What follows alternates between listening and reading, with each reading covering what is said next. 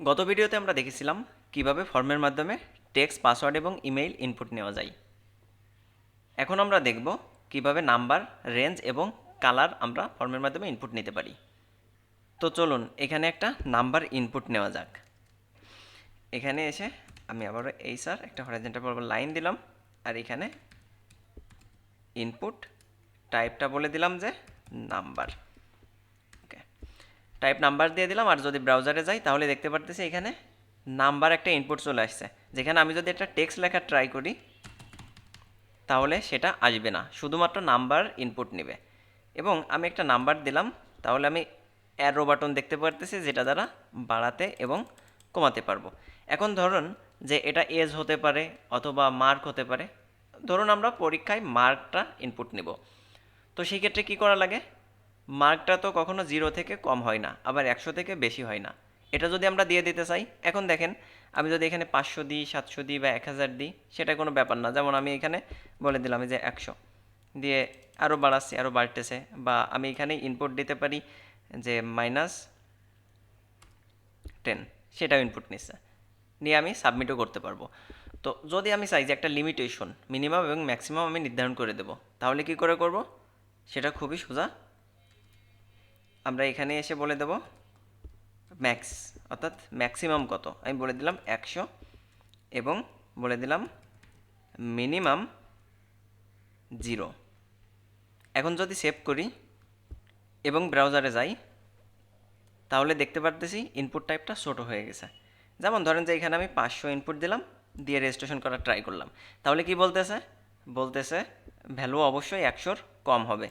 আবার ধরুন যে -12 দিয়ে দিলাম, তাহলেও বলতেছে ভ্যালু অবশ্যই 0 থেকে বড় হবে। তাহলে আমরা মিনিমাম এবং ম্যাক্সিমাম এখানে নির্ধারণ করে দিতে পারি। আবার যদি আমরা নির্দিষ্ট একটা ভ্যালু সেট করে দিতে চাই তাহলে কি করব? তাহলে খুবই সোজা, আমরা শুধুমাত্র এখানে সেই ভ্যালুটা দিয়ে দিলেই হয়ে যাবে। যে ভ্যালু সাপোজ 10, বাই ডিফল্টভাবে 10 থাকবে, তাহলে এখানে বাই ডিফল্টভাবে 10। এরপর আমরা ইচ্ছামতো বাড়াতে বা কমাতে পারি। আমি আপাতত এটা কেটে দিলাম, আর এর আগে লিখে দিলাম মার্ক। আচ্ছা, মানে একটা টেক্সট অ্যাড করে দিলাম আর কি। তাহলে এখানেও সেই মার্কটা দেখতে পারতেছি। এখন আমরা রেঞ্জ শিখব। রেঞ্জ আসলে কি? চলুন আমরা একটু রেঞ্জ একটা ইনপুট এনে নই।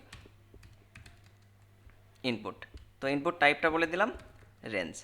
এর আগে আমরা একটা হরাইজন্টাল লাইন দিয়ে দিলাম যাতে আলাদা করতে পারে। ওকে, এই যে দেখছেন এটাকেই বলে হলো রেঞ্জ। এটা সাধারণত কেন ব্যবহার করা হয়?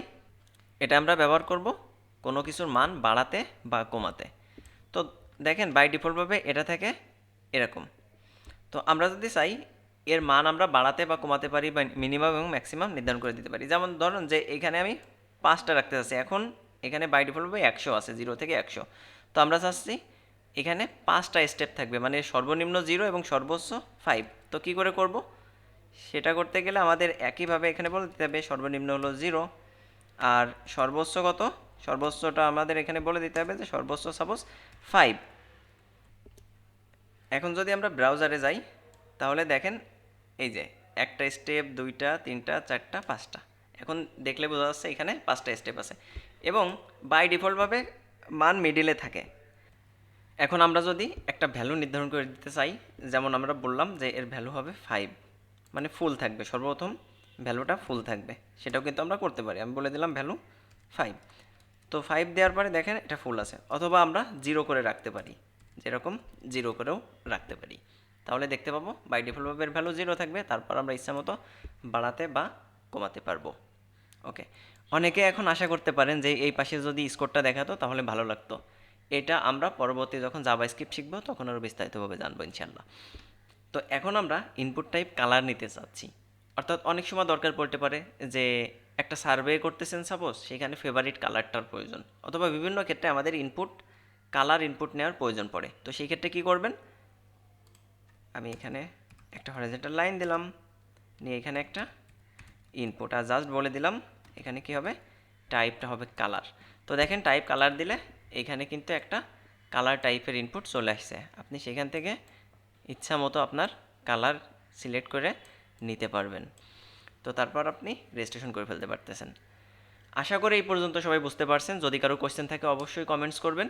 পরবর্তী ভিডিওতে আমরা কিভাবে ডেট ইনপুট নিতে হয়, কিভাবে টাইম ইনপুট নিতে হয়, কিভাবে মান্থ, উইক এবং ডেট টাইম লোকাল ইনপুট নিতে হয় সেই সম্পর্কে বিস্তারিতভাবে জানবো।